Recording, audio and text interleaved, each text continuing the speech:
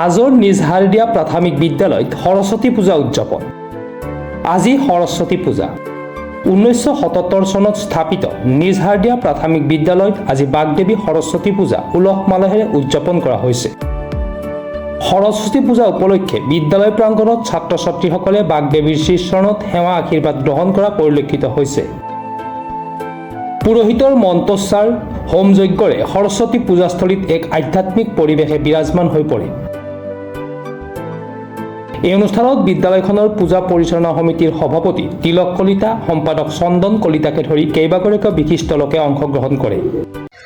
ছাত্ৰ ছাত্ৰীসকলৰ সুকামনা সুমংগল কামনা বিচাৰিছোঁ তেওঁৰ ওচৰত।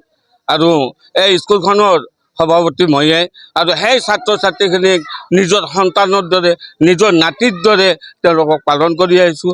তেওঁলোকৰ লগত মই সদায় আলোচনা কৰি আছোঁ। আমাৰ হেডমাষ্টৰ, আমাৰ সহকাৰী মাষ্টৰৰ লগত মই আলোচনা হৈয়ে থাকোঁ। আৰু আমাৰ ছাত্ৰ ছাত্ৰীখিনিও বৰ সুন্দৰ, কোনো হাল্লা হিল্লা নাই, বঢ়িয়াকৈ পৰিপাটিকৈ ক্লাছ কৰে। 1977 চনৰ পৰা এই পূজাখন চলিত হৈ আছে।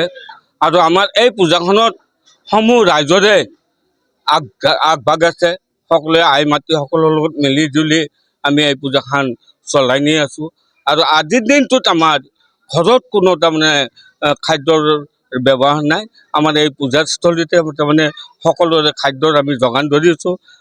আৰু তাৰোপৰি আমাৰ প্ৰত্যেক বছৰতে পুৰোহিত আমাৰ থাকেই। পুৰোহিতে আমাক ইয়াতে বন্দনা হ'ব আৰু তেখেতৰ বিধি মন্ত্ৰমতে আমি এই পূজাখন চলাই নিছোঁ। আৰু এই পূজাখনত আমাৰ বহুত আনন্দিত, এইটোৱে আনন্দিত যে আমাৰ আই মাতৃসকলৰ লগত ইমান সুন্দৰ হিচাপে আমি পূজাখন খাই যাব পাৰি আছোঁ, এইটোতে বৰ আনন্দ।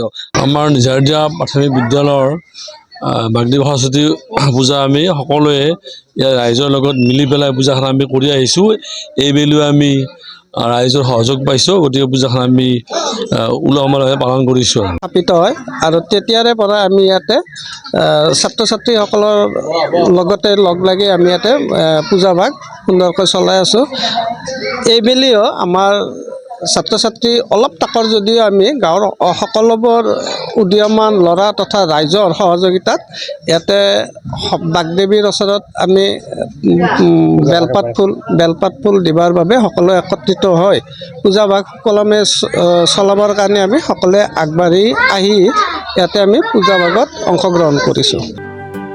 হাজোৰ পৰা কমলাকান্ত দাসৰ ৰিপৰ্ট, প্ৰাতঃ টাইম ডিজিটেল।